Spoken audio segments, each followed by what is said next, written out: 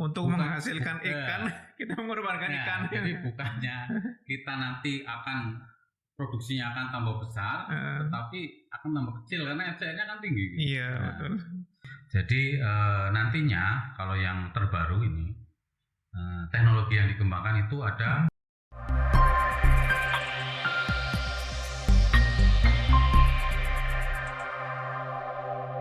Assalamualaikum warahmatullahi wabarakatuh. Waalaikumsalam warahmatullahi wabarakatuh. Berjumpa lagi di podcast Mahkamah Aquaculture edisi ketiga.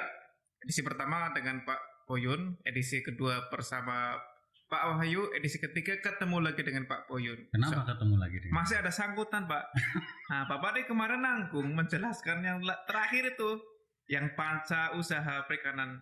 Oh, 5 iya, itu iya. masih ada yang banyak bertanya akhirnya. Bapak menimbulkan masalah nih, Pak. Waduh.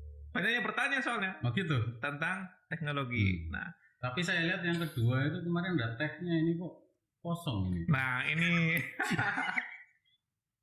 saya khawatir Bapak nggak doyan teh. Iya. Nanti kedepannya bisa lah. Siap.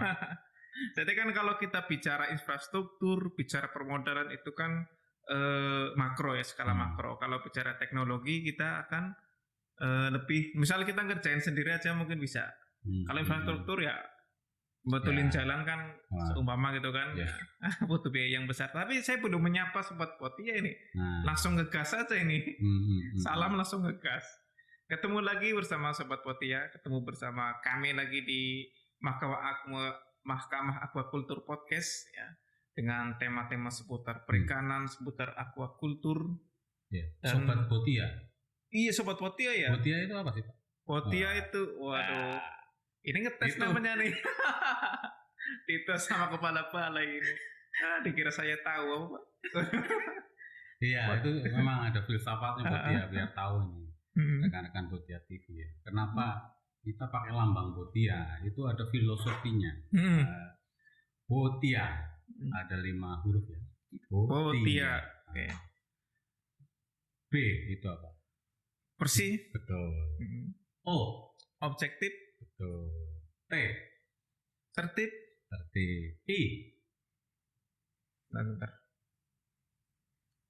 Inovatif. Oh iya. A akuntabilitas. Akuntabel. Betul. Jadi kita inginkan dengan lambang Potia ini nanti Sungai Gelam Balai Tercinta kita ini jadi memiliki 5 karakter itu tadi ya. Bersih, objektif, tertib, inovatif dan akuntabel. Tujuan selanjutnya ada singkatannya lagi dalam bahasa Inggris. Oh gitu. Iya. Siap coba apa tuh singkatannya? B itu BPBAT SG Sungai Gelam. O itu on. T itu top. I itu in. A itu aquaculture technology. Waduh, luar biasa. Jadi ya. Pas sampean itu nanya tentang teknologi. Jadi kita ke depan itu berharap Sungai Gelam ini berada di atas dalam hal teknologi aquaculture. Mudah-mudahan khususnya di air tawar ya, sesuai dengan cita-cita yang kemarin Pak ya. Yang kita bahas di podcast pertama ya. Betul. Menjadi terdepan. Iya, pokoknya ada 4. Nanti diapalin lagi, dilihat lagi dong. Siap. Itu. Tapi hari ini kita mau bahas semua atau menitik beratkan satu dulu, Pak? Inilah kita bahas secukupnya waktu ini, nanti kan bisa bersambung. Boleh. Nah, di sela narasumber lain nanti kita bersambung lagi. Siap. Karena biar detail dan biar jelas ini. Sekalian saya ngasih kuliah. Iya, jangan nanggung ya. Berbagi ilmu. Iya. Betul. Jadi tadi apa yang mau dibahas? Nah, ini teknologi aja dulu Pak. Teknologi. Dari 6 itu kan. Tapi nanti kemarin tuh ada netizen dan netijah. Netizen dan netijah tuh bertanya tentang pertama teknologi, yang kedua adalah tentang terintegrasi itu. Maksudnya bagaimana? Ya, kalau terintegrasi terpaksa 6-6-nya itu kan akhirnya. Oh iya. Jadi kita salah satu dulu. Ya boleh, teknologi. Tentang teknologi ini Pak. Pak apa? Kan saya suka ganti-ganti namanya Pak. Kemarin gitu kan. Iya. Sebelumnya entah ya. Bundel. Iya. Jadi ini masih dirahasiakan nama aslinya itu siapa. Jadi ini tentang teknologi memang di aquaculture itu teknologi itu tidak bisa lepas dari komoditas. Kita karena aquaculture itu memang tujuannya profit, kan memang kalau tidak profit ya berkelanjutannya nanti susah. Jadi harus profitable. Ini aquaculture. Profitnya tebel gitu ya. Ya profitable bisa skala mikro maupun makro. Profitable itu kan kalau profit yang skala orang secara umum itu memahami, profit itu kan benefit dikurangi cost. Iya. Ya kan rumusnya Gitu ya. Benefit itu ya hasil keuntungan dikurangi biaya. Jadi dalam memilih komoditas aquaculture, rekan-rekan sobat Botia TV itu harus memperhatikan itu. Misalnya benefit. Nah, benefit itu tidak bisa lepas dari harga. Iya. Harga ikan, harga komoditas itu.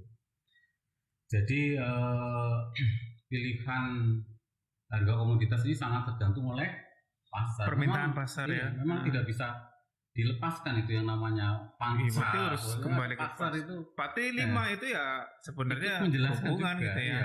Hubungan. Jadi untuk menentukan komoditas itu sangat tergantung pasar. Pasar itu tergantung dari apa? Rekan-rekan udah pasti tahu ya. Pertama jumlah permintaan, demand, dan tergantung dengan harga komoditas. Jadi harga tergantung pasar atau pasar tergantung harga? Enggak, jadi ketika kita mau menentukan komoditas harus kita survei dulu ini Pak. Pak Firman ya. Jadi selama 10 tahun terakhir itu lebih bagus kalau rekan-rekan Botia mau menentukan komoditas itu minimal 5 tahun lah. Riset 10 tahun terakhir. Kita riset itu permintaan atau jumlah produksi lah, produksi aja lebih gampang. Kalau permintaan kayaknya agak susah gitu. Ya. Jumlah produksi ikan itu seperti apa? Meningkat atau biasa-biasa aja, landai atau menurun? Maksudnya kalau kita pengen tahu ikan apa yang banyak terserap di masyarakat, itu dilihat dari produksi itu juga ya. Bisa. Yang kedua harganya. Jadi harganya itu dalam 10 atau 5 sampai 10 tahun terakhir itu seperti apa? Naik atau menurun atau tetap? Contoh kasus misalnya ikan nila nih.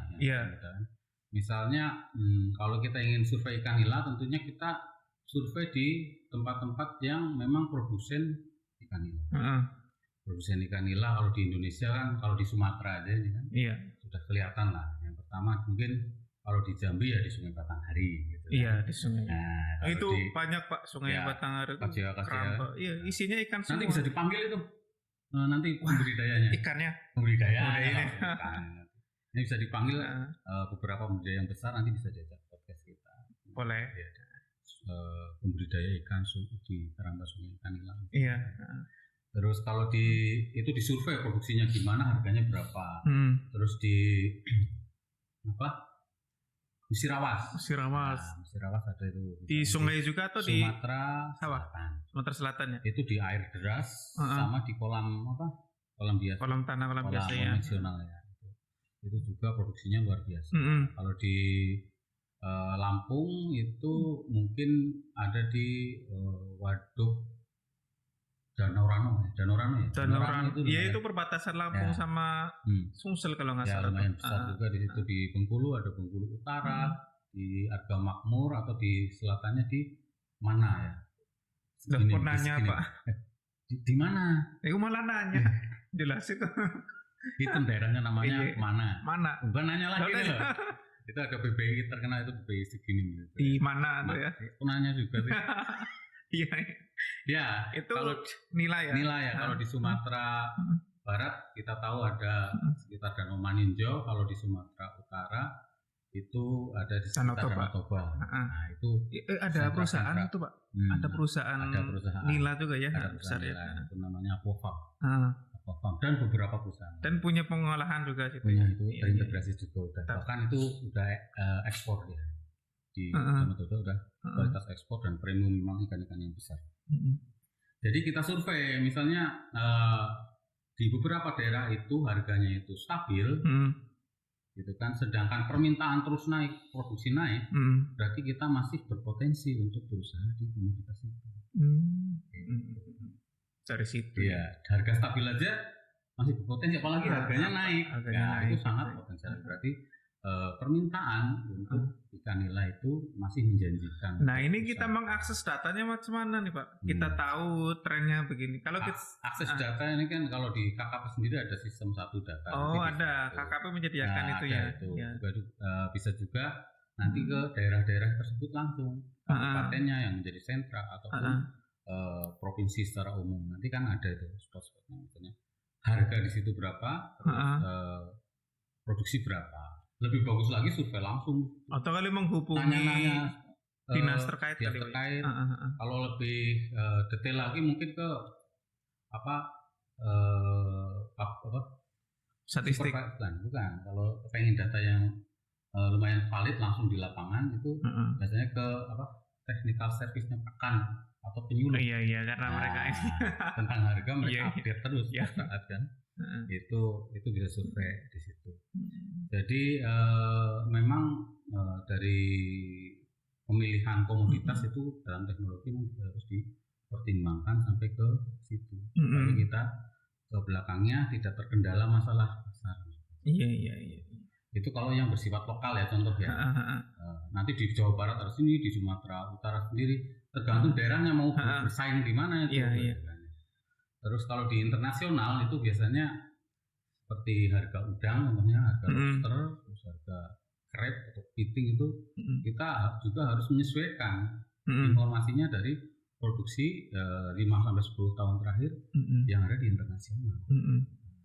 Kalau pengen tahu mungkin yang sudah sangat terkenal itu Infofis. Dari Infofis itu salah satu majalah tentang perikanan itu bisa detail tentang pasar, tren pasar, komoditas-komoditas yang major, yang istilahnya sudah banyak dibudidayakan di seluruh dunia. Itu kalau mau ekspor gitu ya. Itu kan tadi tentang benefit ya. Benefitnya. Selanjutnya pendekatan dari cost. Tentunya cost kita harus kita tekan serendah. Gitu kan. Kalau benefit kan tapi bagus-bagusnya kualitas tetap dijaga walaupun iya. Jadi memang itu kunci untuk memilih komoditas. Ini baru ini loh, baru dasarnya ya, Pak. Iya, apa dari dasar dulu pelan-pelan. Ya, kalau cost itu memang ada beberapa hal yang mempengaruhi. Yang pertama mungkin dari wadah. Wadah ini menyangkut di infrastruktur nanti. Ya, seperti panca atau sabta usaha. Iya. Panca dan sabta. Jadi tentang wadah ini memang sangat terpengaruh dari teknis maupun tingkah laku dari ikan. Kemana itu arahnya? Termasuk dia usahanya di mana gitu kali ya? Bukan juga gini, itu nggak masuk ya? Untuk jika kita pengen membudidayakan ikan dengan kepadatan tinggi, kita harus tahu tingkah laku ikan tersebut supaya wadahnya nanti dengan wadah kecil kita kepadatan bisa. Behavior gitu. Misalnya dia suka bergerombol, itu bisa padatan tinggi itu. Atau dia tidak punya sifat-sifat yang teritori. Iya. Nah, udah tahu ikan-ikan sudah teritori. Gabus. Teritori. Gabus teritori tapi tidak begitu parah, masih bisa di ini kan. Masih bisa berkoloni juga ya. Contoh kasus itu udang galah. Itu namanya kanibal teritori. Iya kan tangannya kan segala itu panjang. Capit gitu kan. Jadi jantannya memang kalau misalnya ada apalagi sedang musim kawin itu, ada musuh atau saingan, kompetitor itu masuk ke dalam teritorinya, dia akan serang dan ini posesif berarti itu. Jadi dia nggak bisa padatan tinggi. Udang galah ya. Udang galah. Mungkin banyak juga, bukan banyak, ada beberapa komoditas lain yang harus kita perhatikan dari behavior. Jadi nggak sembarangan juga. Intinya tuh teknologi itu kita harus ada dasar pemikiran dasarnya dulu ya. Basic dasarnya. Misalnya kayak tadi kan biologinya tuh behavior binatang yang kita pelihara tuh seperti apa, baru teknologinya diterapin gitu ya. Contoh lagi udang Windu dan udang faname. Iya. Ini saya tanya nih, kenapa teman-teman udang faname begitu disarankan lagi ke udang windu itu agak berat kita. Mereka lebih suka ke udang faname terus. Karena bisa padat. Iya, kenapa bisa padat? Karena udang faname kan menyebar ya. Nah, kalau udang gala kan, udang windu lebih di dasar gitu kan, iya, meter betul. persegi gitu kan. Betul. Itu ya susah. Tumben bener ya. Iya, susah itu disitulah yang namanya apa? Dasar untuk kita membudidayakan sesuatu. Jadi misalnya kita mau membudidayakan udang galah, udang faname, itu memang dia mengisi kolom air, jadi kepadatannya seperti meter persegi pakainya. Meter kubik. Iya, maaf, meter kubik. Udang faname meter kubik. Udang galah meter persegi.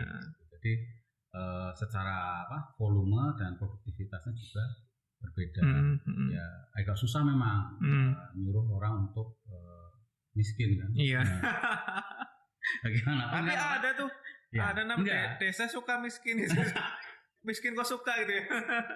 Maksudnya bukan ini juga kita udang windu. Karena memang ada tempat-tempat tertentu yang memang lebih cocok untuk komoditas udang windu. Ketika kita di lokasi-lokasi tertentu yang premium misalnya, kenapa kita harus udang windu kalau kita bisa udang faname? Iya. Itu contoh, tergantung tujuan kita. Ketika kita ingin konvensional, nyantai, tidur aja, bisa panen bagus juga, lumayan, lahan kita luas, dan organik gitu kan. Kalau udang windu biasanya banyak kan? Iya, organik. Kita harus udang faname. Berarti memang itu ya, memang untuk teknologi saja ininya banyak pertimbangannya ya. Iya. Bukan cuma komoditasnya apa, tapi tujuannya juga untuk apa gitu. Iya, kayak ikan baung. Itu kan baru kalau tadi bisa dibilang kos wadah. Ini kos ada macam-macam nih. Kos benih. Nah, ini seed cost ya. Seed cost itu sangat tergantung dari fekunditas ikan. Sama penguasaan teknologi terhadap ikan, pembenihan ikan. SDM mati masuknya mungkin ya. Berpengaruh juga. SDM berpengaruh terhadap keterampilan orang yang mengerjakan juga. Fekunditas sangat berpengaruh. Kalau kita ingin skalanya industri, dalam arti itu ingin tonase yang besar, tentunya kita ikan-ikan akan memilih ikan-ikan yang memang pertama teknologi pembenihannya sudah dikuasai. Kedua, fekunditasnya juga besar ya. Kalau kita mau industri, contohnya ikan belida, kan yang notabene ya telurnya cuma 500 sampai 1000 ekor, mana oksigen harus tinggi kan, kita butuh induk berapa banyak? Betul. Jadi mungkin lebih cocok untuk hal lain, pelestarian plasmanupa, ditebar di danau-danau, di embung gitu kan. Nah, itu tidak usah dipelihara, nanti kita panen. Lebih pasti masyarakat lebih ekonomis juga, ekonomis secara makro. Tadi saya bilang kan ada mikro makro. Jadi secara nasional nanti kita kumpulkan nanti akan banyak dan kita lindungi. Nah gini kan Pak, mungkin audien kita Sobat Botia mungkin kan sekarang kan banyak yang mikro lah ya. Petani pula salah saya, pembudidaya. Pembudidaya yang arahnya ke situ lah ya. Arahnya ke situ. Kalau untuk pembudidaya sendiri nih Pak, dengan arusnya informasi seperti sekarang ini kan banyak kemudian kita jumpai di YouTube lah tutorial pelihara belida, teknologi apa super intensif. Iya ini. Nah, ya. Tapi ketika dicoba banyak yang kapok tuh akhirnya. Ya kita sih. Itu kenapa itu kira-kira? Ya kita nggak memiliki dasar ilmunya. Mungkin lebih detail lagi kan. Tadi kan seed cost itulah. Saya lanjutin lagi lah biar lengkap ya. Tuntas ya. Biar kita tuntaskan. Seed cost tadi tergantung fekunditas, tergantung teknologi seperti ikan kerapu tertentu, mungkin ikan juga kalau yang ikan laut itu ada ikan Napoleon yang bibirnya mahal sekali itu masalahnya teknologi telurnya banyak, tapi dia sampai jadi benih itu belum dikuasai karena teknologinya sidat. Iya sidat juga. Telurnya banyak, dia itu dari seed cost. Ada lagi feed cost. Tadi seed cost, ini feed cost. Feed cost itu pakan, Iya. pakan. Biaya pakan itu beda dengan harga pakan ya. Gimana nih? Penjelasannya gimana nih? Tolong pencerahannya. Ini yang sering jadi salah kaprah di rekan-rekan pembudidaya. Pak Menteri, Pak Dirjen, Pak Kepala Balai, tolong dong bikin pakan harga murah. Itu petani-petani menuntut seperti pakan kok mahal. Kita pengen yang murah. Itu namanya harga pakan. Kalau yang bagus, kalau pengen untung itu bukan harga pakan yang murah sebenarnya. Biar saya luruskan. Jadi yang betul itu feed cost tadi, biaya pakan. Jadi percuma aja kita beli pakan murah. Iya. Tapi nanti yang kita gunakan jumlahnya banyak. Iya, kuantitasnya banyak gitu ya akhirnya ya. Nanti harusnya ke FCR tadi. Iya, maksud. Jadi FCR itu feed conversion rate. Nah, ini teman-teman biar tahu juga yang masih awam tentang aquaculture. Jadi berapa jumlah pakan yang digunakan untuk atau dimakan untuk membuat 1 kilogram daging. Itu artinya FCR. Jadi percuma aja kalau pakan kita murah tapi FCR-nya 2. Iya. Nah, misalnya harga pakannya 5.000 nih. Iya. Nah, tapi untuk membuat sekilo pakan itu sekilo daging. Ya, sekilo daging itu kita membutuhkan 2 kilo. Jadinya harganya 10.000. Sedangkan misalnya harga pakan 7.500. Iya. Kan? Tapi kita bisa FCR 1. Nah, gitu kan. FCR 1 jadi setiap sekilo daging dihasilkan dari 1 kilo pakan. 1 kilo pakan. Jadi harganya seumpama 8.000 atau 7.500. Ya justru lebih murah yang 7.500 ya, meskipun lebih mahal. Iya. Yang kadang teman-teman salah paham gitu kan. Jadi bukan di seberapa murahnya per kilonya. Per kilo pakan, tetapi efisiensi. Efisiensi yang dicerna sama ikan itu karena memang sekarang banyak juga beredar pakan-pakan yang kecernaannya rendah. Jadi dibuatnya memang bukan dari bahan-bahan yang proteinnya boleh tinggi, tapi ternyata tidak bisa dicerna. Ada tepung bulu, bulu kan nggak bisa dicerna. Betul. Kita aja makan bulu kan nggak gemuk-gemuk malah. Iya. Dan kita nggak boleh pandang bulu juga. Jadi gitu Pak Buyun. Memang itu mindset saya juga kadang masih seperti itu kan. Pakan kok mahal itu. Tapi sebenarnya intinya bukan di mahal tidaknya, tetapi kualitas atau mutu gitu ya. Sama dengan mungkin kalau ibaratnya ya kita pakai bahan bakar lah. Mau yang premium. Ada yang Pertamax. Ada yang di atasnya. Itu paling atas tuh. Paling atas ya. Pertalite itu sama juga Pak.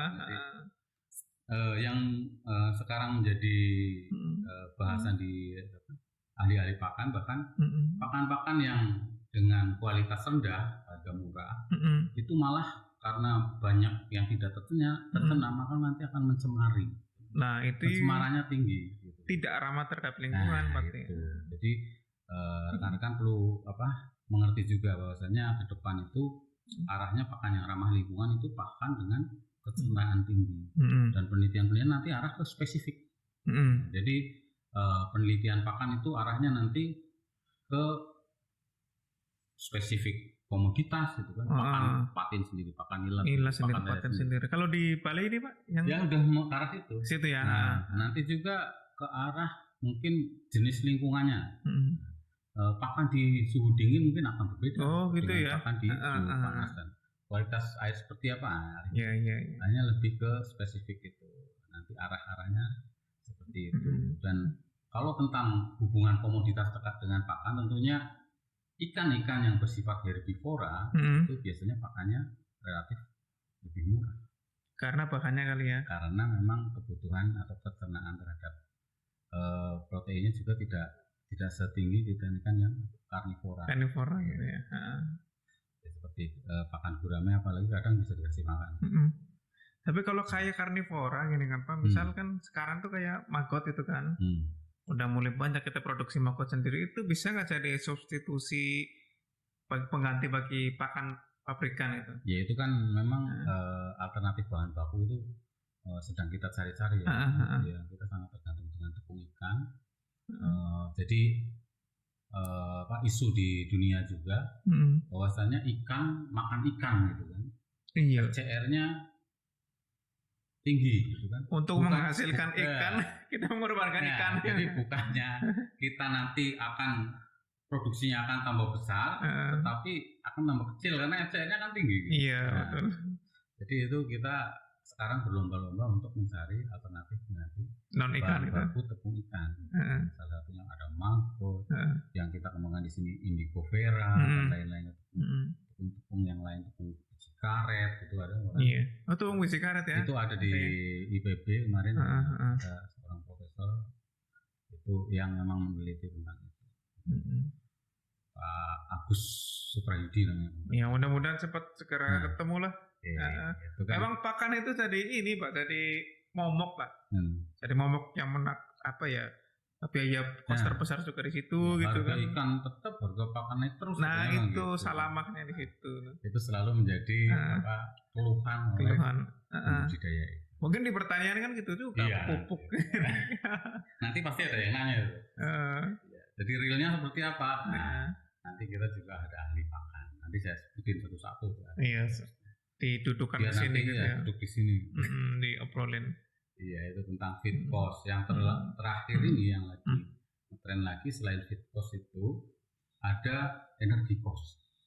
Nah ini nih menarik ini gimana nih? Jadi gini, dengan semakin jadi kan profit sama dengan benefit kurang cost. Ternyata dengan semakin tercemarnya lingkungan, bersaingnya manusia dengan ikan, akhirnya kita butuh energi cost ini. Energi itu ke arahnya kemana?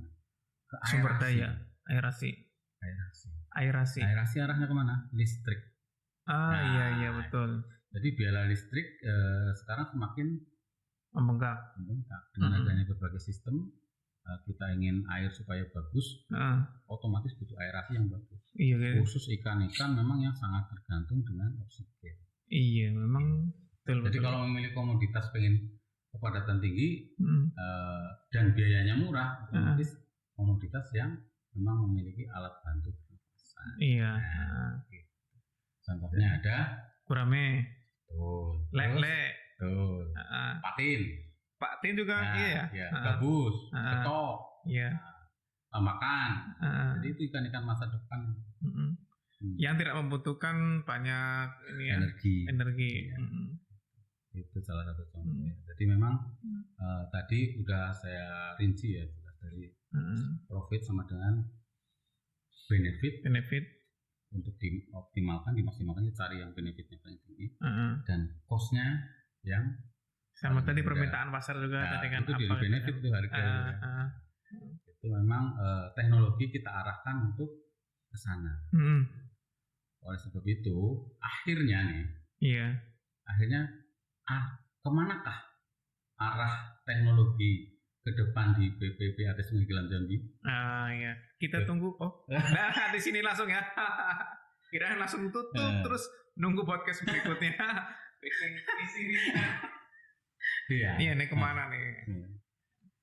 Jadi boleh nggak saya motong dulu Pak? Sebelum melangkah ke sana gitu kan, kita kan sebagai balai ini kan bukan pemegang kebijakan atau regulator gitu ya. Betul. Kita kan pelaksana kan. Regulator, fasilitator. Kita kan pelaksana dan fasilitator.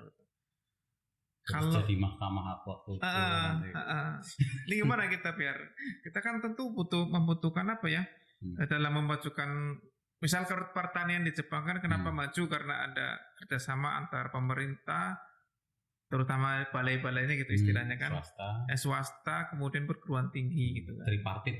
Iya gitulah. Nah kita udah melangkah ke sana gitu Pak. Ya. Ini pancingannya mantap betul ini pertanyaan tadi.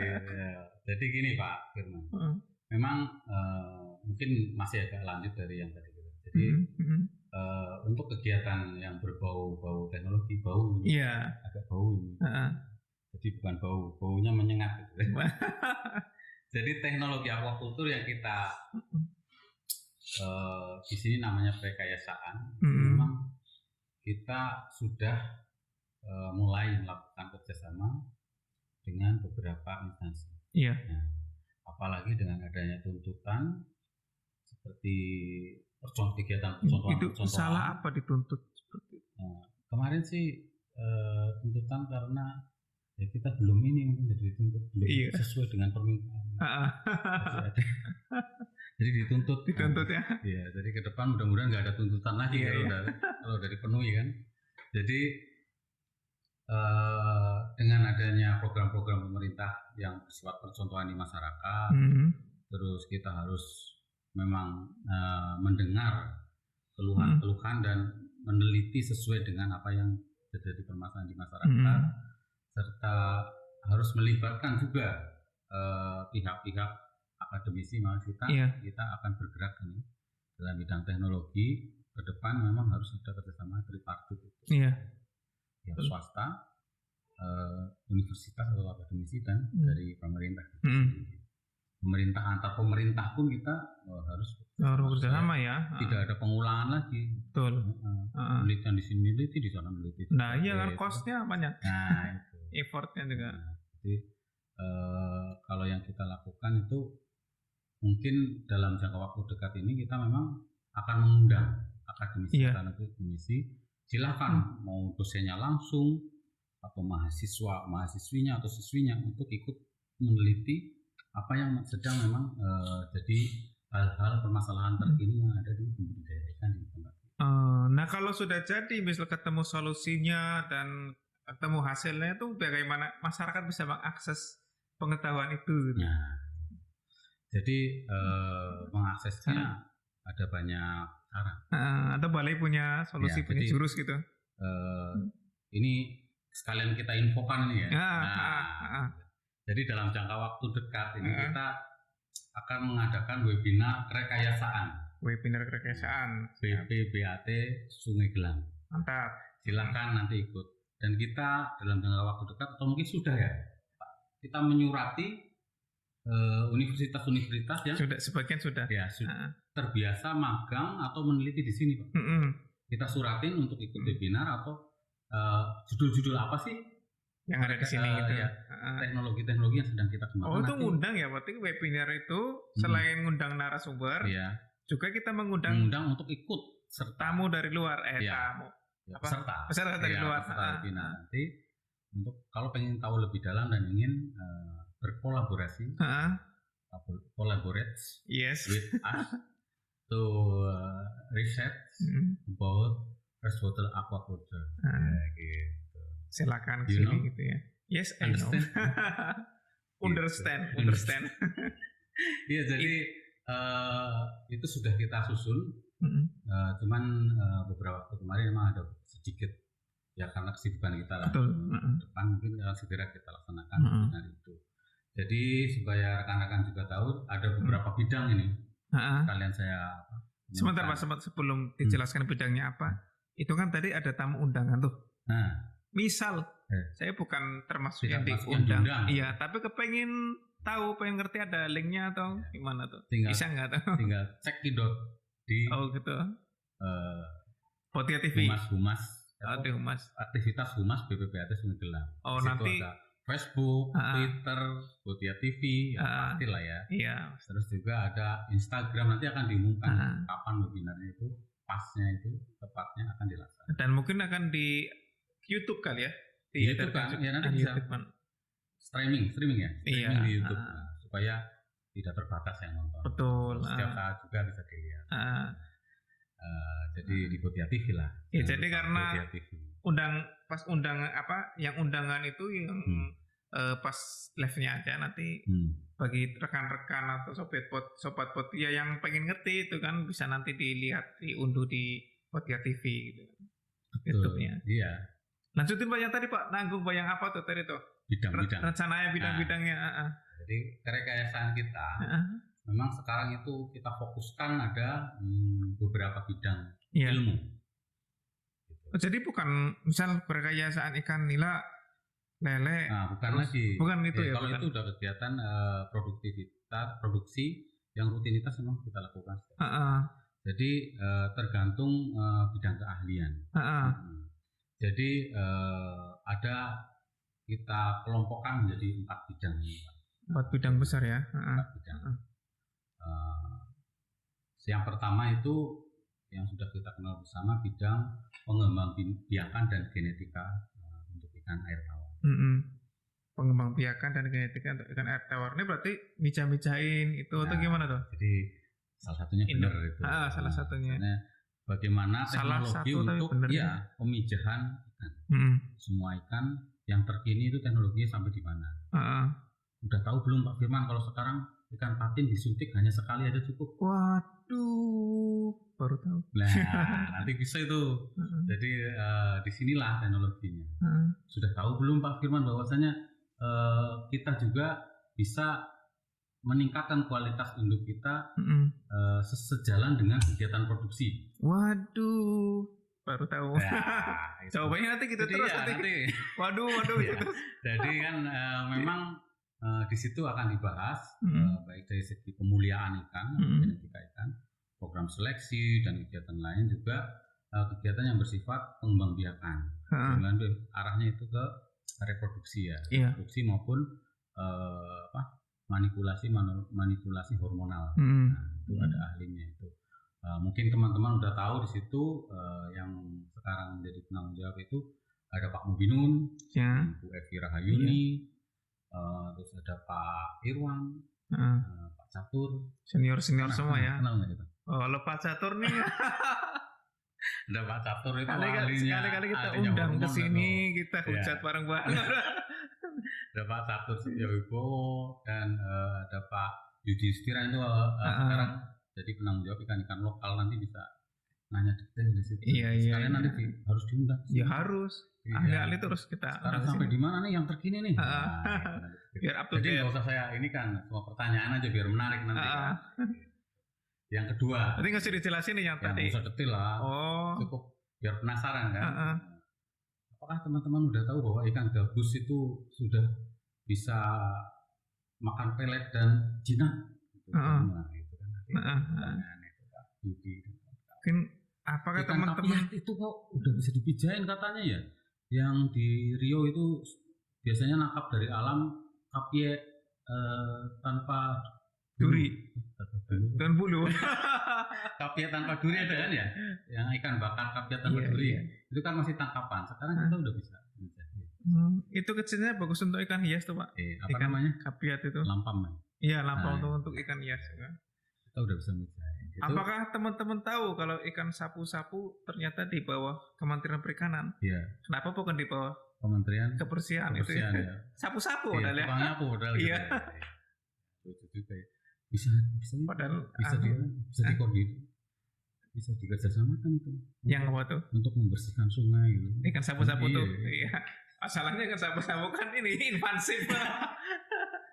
Ya, itu tentang tadi bidangnya ya. Bidang pengembangbiakan dan genetik. Yang kedua, kita ada bidang sistem. Coba tadi genetik, dua sistem. Apa bedanya? Sistem kan teknologi kan pengembangbiakan teknologi juga tuh. Sistem dan teknologi ini arahnya ke sarana dan prasarana. Oh ya, alat peralatan lah ya kalau bahasa ininya. Tentang sarana dan prasarana. Di sini kita memang udah pisahkan sendiri supaya teman-teman tidak istilahnya konsen di bidang ini. Iya. Di situ ada Pak Yudo, Pak Ditomo, ada Pak Suleman, ada Pak Ino, ada Bu Yunia, Bu Purba, terus ada juga Bu Nurul. Nah, mungkin ada beberapa yang lain, saya agak lupa mungkin. Jadi di situ memang sengaja mengembangkan tentang bagaimana supaya kita bisa bersaing fasilitas aquaculture kita tidak selalu impor. Betul. Untuk kincir. KCA, kita kembangkan KCA yang murah, seperti apa. Terus itu ada wadah ya, mungkin nanti juga akan kerjasama dengan, nah ini yang bisa kerjasama dengan swasta ini. Misalnya apa tuh? gimana kita bikin bak plastik yang murah, bak bulat gitu kan. Nah, itu nanti bisa kerjasama itu dengan foundernya, itu harus diundangkan. Itu yang banyak nanya tuh yang fiber itu yang biru-biru tuh. Yang mana? Yang di bak selawat belakang HRI 3 atau apa? Oh itu. Itu banyak yang pengen memiliki juga yang itu. Oh fiber yang itu. Sama fiber yang bening itu. Yang transparan. Iya bisa kita undang. Saya juga punya teman yang bisa itu. Kalau perlu kita bikin acara magang untuk membuat fiber atau khusus. Oh iya. Bisa. Itu ya contohnya dengan kerjasama dengan yang bagian sistek. Selain kincir untuk alat-alat aerasi yang tercanggih, terus nanti mungkin alat feeding, automatic feeder, gitu kan, itu nanti di sini nih, nanti rekan-rekan dikembangin di sini ya. Juga mengembangkan sistem-sistem sistek ya. Nah sistem itu berarti gimana nih? Contohnya SOP sistem atau apa? Iya, sistem bioflok lah itu. Contoh kasus. Ya. Oh berarti keluarnya nanti juknis ya? Ya juknis. SOP juknis. Terus sistem RAS. IPRS. Nah, kalau IPRS baru dengar terus terang nih apa nih? Nanti Pak Yudo itu ahlinya. Iya. Biar penasaran kan? Iya siap. Itu. Juga sistem-sistem lainnya sekarang memang sedang dikembangkan. Masyarakat. Pokoknya banyak lah. Yang sistem luas. Itu tentang sistek ya. Sistem dan teknologi. Yang ketiga itu pakan tuh nggak masuk sistek ya? Sendiri ya? Sendiri. Pakan alami dan pakan buatan. Itu ada dua. Pakan alami dan pakan buatan. Oke. Kalau yang alami? Pakan alami itu diantaranya itu ada moina, terus cacing tubifek itu sedang kita kembangkan. Juga pakan bahan baku seperti maggot, indigo vera itu sebenarnya kan pakan alami ya. Iya. Cuman pakan alami untuk pembesaran itu nanti untuk mendorong untuk bahan baku. Oh itu mau dikembangin juga nih, maggot mau dihidupkan lagi? Ya nanti kita hidupkan, tapi maggot yang memang melibatkan masyarakat. Jadi memang kalau bisa kita jadi intinya. Jadi masyarakat nanti jadi plasmanya. Jadi kita yang nanti kalau bisa koperasi kita yang membeli maggot atau indigo vera itu ke depan. Jadi selain itu juga kita seperti yang kita sebut lagi, teknologi itu pakan itu spesifik. Sekarang yang tidak ada di pabrik pakan itu pakan induk ini Pak Firman. Jadi kita akan kembangkan pakan induk yang spesifik untuk ikan seperti apa. Itu kan kita susah nyarinya ya. Karena pakan induk untuk air tawar sekarang tuh pakai pakan konsumsi air laut gitu kan. Jadi kan nggak nyambung. Iya. Jadi ada kelemahannya. Selain itu juga pakan larva ini juga mau kita kembangkan. Pakan larva. Nah ini jadi masalah juga Pak. Artemia itu kan mahal banget tuh. Iya. Jadi ke depan formulasi-formulasi pakan itu akan kita kembangkan di bagian pakan. Di situ ada Pak Edi Warman, Ibu Novita Panigoro, terus ada juga Pak Taufik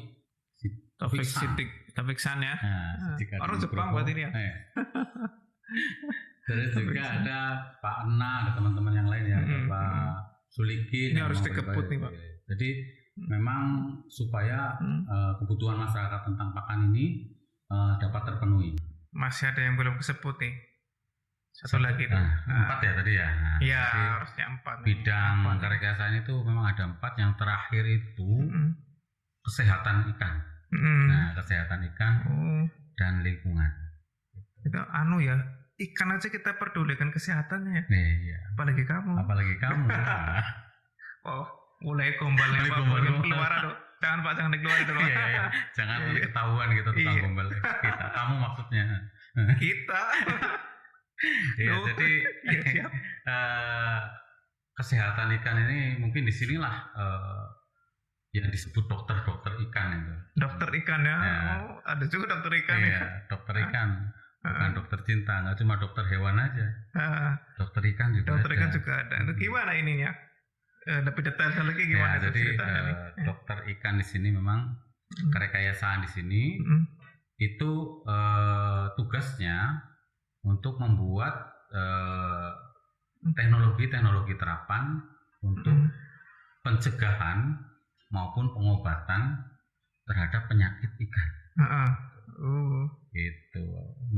Penyakit itu nggak cuma disebabkan oleh biotik ya, seperti mungkin bakteri, terus ada virus, parasit dan sebagainya, juga disebabkan oleh kondisi lingkungan yang buruk juga. Di sini kita sebabkan, kita bahas di sini. Jadi nantinya kalau yang terbaru ini teknologi yang dikembangkan itu ada vaksin ikan.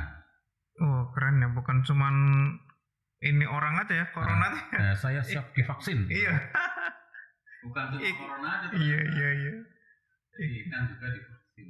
Oh, vaksin corona itu tadi Pak? Bukan. Vaksin ikan. Jadi untuk vaksin ini nggak cuma untuk bakteri saja. Vaksin ada yang bakterial, ada yang virus kayak seperti KHV. Virus ya sih punya KHV. Terus yang kita kembangkan juga ke depan mungkin virus yang pada ikan gurame, megalocytovirus nanti kita harap sih akan kita kembangkan. Juga vaksin untuk bakterial yang sudah familiar menyerang ke masyarakat seperti Edwardiella pada ikan patin. Oh, di Sungai Batanghari banyak tuh. Ya, terus juga Streptococcus pada ikan nila. Ya. Sama Aeromonas dan beberapa vaksin penyakit-penyakit yang sudah familiar di masyarakat. Penyakit umum lah ya. Kalau manusia kan mungkin batuk pilek, panu, kadas, kurap gitu. Jadi kita undang ini rekan-rekan akademisi untuk mengembangkan ke skala yang lebih massal. Gitu. Oh, berarti yang tadi masih skala lab tadi Pak ya? Iya ini lagi yang kita kembangkan lab, tapi gimana nanti kita uji multilapasikan vaksin-vaksin yang kita kembangkan apa efektif dan efisien untuk mengobati di masyarakat, karena memang yang jadi masalah sekarang untuk vaksin di mana-mana udah dikembangkan ini Pak Firman, vaksin untuk ikan juga, tapi efisiensinya itu yang kadang rendah ketika di skala lapangan. Ketika di lab manjur dia. Iya. Ketika begitu di lapangan kok nggak ampuh seperti. Bakterinya lebih preman lagi rupanya gitu kan. Gitu. Jadi nanti kita ujikan strateginya seperti apa supaya vaksin itu di skala massal di lapangan itu juga ampuh. Itu di webinar nanti ada? Ya nanti ada. Saya nggak tahu detailnya, mungkin biar penasaran juga. Jadi seperti apa, intinya kita inginkan vaksin itu ke depan memang aplikatif diterapkan ke ikan. Itu untuk vaksin. Ada yang lain juga selain vaksin. Fitofarmaka. Nah ini fito tuh tumbuhan, farmaka tuh obat, jamu-jamuan. Pinter Pak. Iya. Sekolahnya di mana dulu? Di mana ya? Di TK apa dulu? Ya jadi memang fitofarmaka ini herbal ya, herbal yang kita kembangkan untuk peningkatan imun di saat pandemi corona. Loh, hoax itu lagi Pak. Jadi memang ikan juga ini untuk pencegahan, pengobatan juga bisa. Pengobatan itu bisa memakai obat-obat herbal. Nanti juga akan dijelaskan lebih lanjut oleh ahlinya ahli, intinya inti, core of the core. Di mahkamah podcast. Gitu. Di podcastnya podcast ini Pak. Iya, jadi Pak Firman ini bikin saya ketawa jadi hilang konsentrasi katanya itu loh. Kumpulin lagi Pak. Ya, jadi fitofarmaka itu kita kembangkan memang untuk ikan-ikan yang membutuhkan imun yang lebih kuat. Serta untuk mengobati ikan yang sedang sakit untuk treatment. Itu oral atau bukan? Oral atau? Yang banyak kita kembangkan oral. Tapi kalau untuk yang benih bisa kita perendaman. Karena kalau konsumsi banyak itu perendaman, masa kita satu sungai. Jadi ya emang tergantung penggunaannya nanti. Iya, siap. Gimana ekonomisnya lah. Jadi itu fitofarmaka yang sedang kita kembangkan sama vaksin. Kalau serum juga sudah kita kembangkan. Serum itu untuk deteksi dini dan cepat. Serum ikan itu sudah kita kembangkan dan kita juga kerjasama dengan LP2IL Serang. Serang ya. Jadi kita belajar dari mereka yang kemarin saya bilang itu. Iya. 3N. Nah, nanti dilihat di podcast sebelumnya. Iya. Jangan disebutin. Jangan sebutin ya. Biar lihat. Kalau saya sebutin nanti malah kebalik-balik ya. Jadi kita belajar dari Serang, kita kembangkan juga serum di sini. Iya, mudah-mudahan segera launching itu, Pak. Masyarakat insya Allah sangat banyak yang menunggu. Siap. Nah itu jadi secara mikro itu tadi seperti itu tentang teknologi yang kita kembangkan di balai ini. Itu yang mikronya. Nah ini satu, Pak. Ini mungkin ada kaitannya sih. Misal ini transportasi nih. Ini karena dari masalah juga. Betul. Apalagi induk gitu ya. Iya. Beberapa kejadian kemarin ya. Nah, teman-teman kita ini yang sudah kerja keras melihara berapa bulan ternyata begitu transportasi. Pas di finishing itu kan gratis, tragis itu. Ternyata ada kematian akibat transportasi. Ya ini juga kita sedang upgrade terus teknologi tentang transportasi. Itu masuk ke Sistek atau? Ini Sistek, Pak. Sistek ya. Nanti Pak Yudo dan kawan-kawan ini tugasnya mengembangkan sistem transportasi yang lebih kekinian dan modern. Yang lebih ikani lah ya. Ikani maksudnya? Ada peri kemanusiaan ya, lebih manusiawi dan lebih ikani gitu. Siap. Jadi itu transportasi memang akhir-akhir ini yang jadi masalah itu di induk ikan gurame memang susah itu. Tidak bisa lecet sedikit pun. Yang satu lagi induk ikan jelawat dan beberapa komoditas lain. Itu banyak yang minta, tapi ketika kita kirim kita ada kendala di transportasi. Tapi di beberapa kegiatan terakhir itu sudah mulai ketemu itu ya. Nanti bisa kita saksikan langsung di podcast atau juga bisa langsung ke balai kita. Iya. Transportasikan ya. Satu lagi probiotik udah di probiotik belum. Probiotik ini memang ada kerjasama ya. Inilah yang namanya terintegrasi tadi.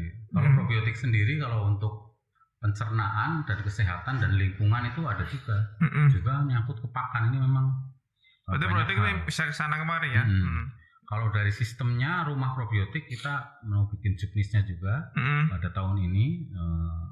Jika suatu kawasan ingin bikin satu rumah probiotik yang memproduksi sendiri, cuma tinggal bikin inokulannya itu seperti apa itu nanti di Sistek.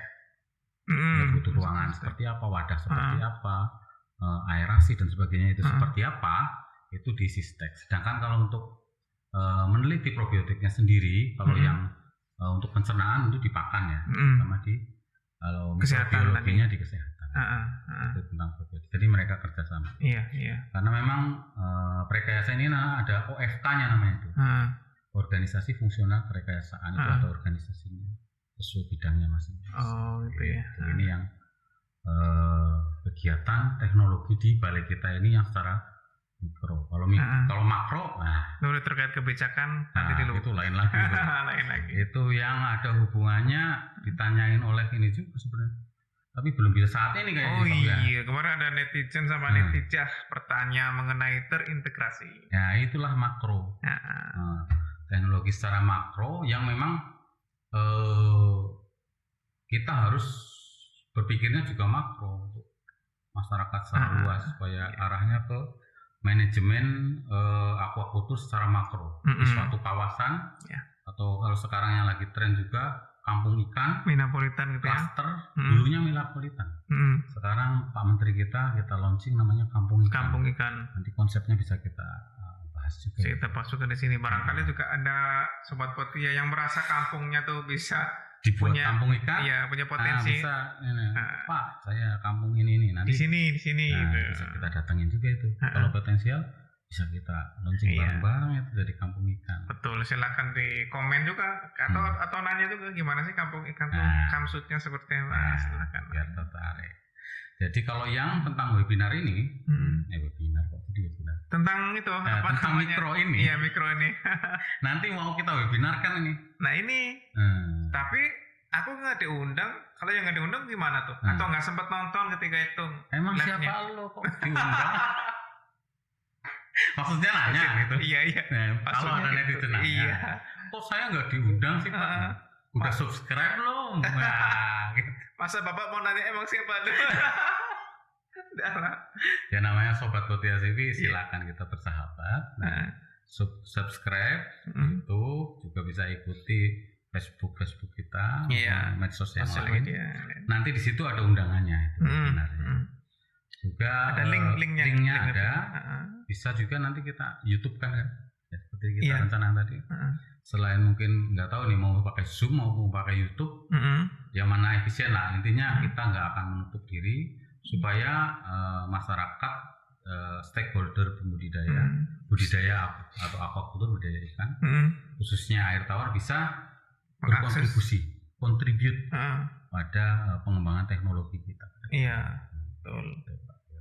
Mudah-mudahan ada dari masyarakat juga misal ada keluhan, ada masalah apa itu kan, tentang budidaya bisa sampai ke kita. Ya, jadi bisa kita rekayasa juga ke depan. Solusinya seperti apa? Kalau masalah merekayasa, merekayasa ahlinya. Iya. Terima kasih Pak Boyon. Nanti dulu. Apa itu?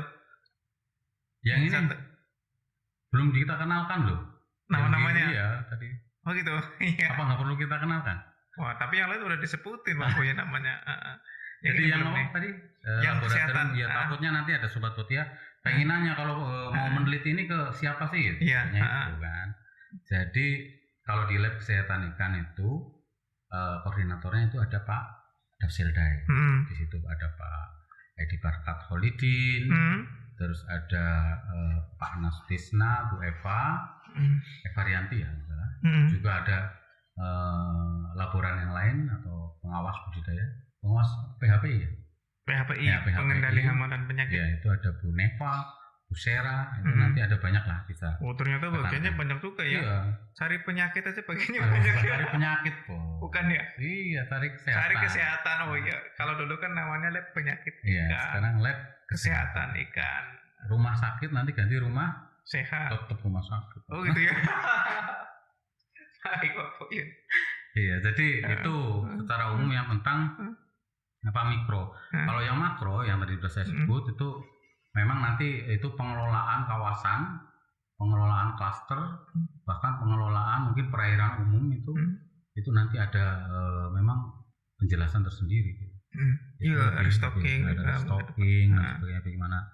Kita juga memang ada rencana kerjasama dengan Balai Perairan Umum, sebab kita nggak bisa kerja sendiri. Untuk ikan-ikan komersial aja kita sudah repotan saat ini ya.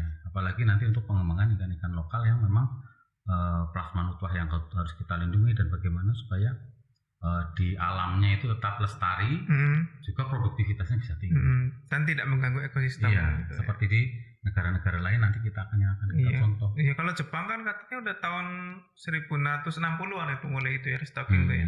Iya, kita seperti apa sih restocking yang benar? Nah, harusnya seperti apa? Apa-apa ikan yang bisa direstocking dan nggak bisa direstocking? Iya. Kenapa? Nah, itu nanti betul. Kita bahas. Kalau perlu nggak? Setelah saya bahas secara umumnya, nanti kita undang itu yang memang orang Jepangnya ahlinya. Udah. Orang Jepangnya bisa nggak bahasa Jepang? Iya. Kalau bisa nggak? Harusnya dia yang harus bisa bahasa sini, dia harus belajar bahasa sini dulu. Ya, itu Pak Firman. Mungkin itu ya. Iya Pak. Pokoknya kita udah tidak terasa ngobrol 1 jam. Nggak kerasa? Iya. Nggak kerasa ya? Rasanya 1 jam? Iya. Kirain baru 60 menit. Nah, lucu juga Pak ini. Saya masih penasaran sama jenggot Pak Boyon ini. Kenapa? Saya pakai obat-obat oles itu apa tuh ya kayak gini-gini aja temunya. Oh gitu. Malahnya di atas ketarik ke bawah. Kalau itu nanti podcast yang lain. Iya. Oh nggak penting banget bahas itu ya. Oke, terima kasih Pak Boyon. Iya. Kita sebagai bagi balai juga tetap tadi membuka diri ya, ada seminar gitu kan ya, silakan nanti disaksikannya. Kalau tidak bisa nonton secara live, bisa nonton secara tayangan ulangnya di YouTube. YouTube mana? Botia TV, Mahkamahnya Mahkamah, Podcastnya Podcast, Mahkamah Aquaculture Podcast. Kayak gitu ya. Ya, jangan lupa. Jangan lupa. Apa? Yel belum. Nah, pokoknya coming soon lah ya. Coming soon. Yelnya kemarin udah yang kedua belum? Nah, itu Pak kemarin Wahyu. sama, iya kemarin pas terakhir juga yel-yel juga kita. Enggak ngeyel-ngeyel kan? Enggak. Nah, oke. Di belakang Oh, layar kita berarti- ngeyelnya itu. Jadi kita tutup saja dengan yel-yel seperti biasa ya. Baik Sobat Hotel TV, jangan lupa yel-yel kita ini. KKP Hebat, DJPP mantap, Sungai Gelam luar biasa. biasa. Ini kira mau mukul ini. Terima kasih. Oke. Terima kasih. Assalamualaikum warahmatullahi wabarakatuh. Waalaikumsalam warahmatullahi wabarakatuh.